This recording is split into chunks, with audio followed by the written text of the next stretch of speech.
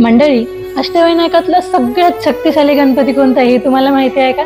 चला तर मग बघूया. अष्टविनायकातील चौथा तसेच सर्वात शक्तिशाली म्हणून रांजणगावचा महागणपती ओळखला जातो. या मंदिराचं बांधकाम 9व्या ते 10व्या शतकातलं असून इंदूरचे सरदार किबे यांनी या मंदिराचा सभामंडप बांधला.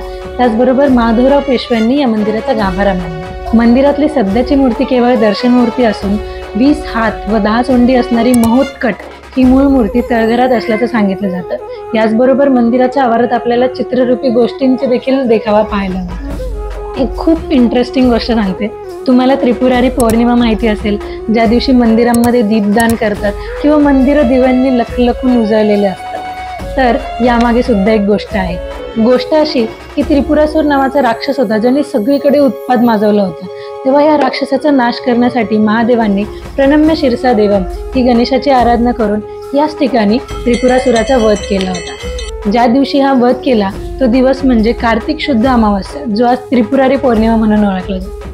त्याचबरोबर ज्या ठिकाणी हा वध केला ते ठिकाण म्हणजे तेव्हाचं मणिपूर आणि आजचं रांजणगाव. महादेवांनी इथे गणेशाची स्थापना केली. तो गणपती म्हणजे महागणपती. आहे की नाही कमाल? अशाच कमाल गोष्टींसाठी फॉलो करा सफर सहेली. भेटूया पुढच्या भागात आणखी इंटरेस्टिंग गोष्टींसोबत.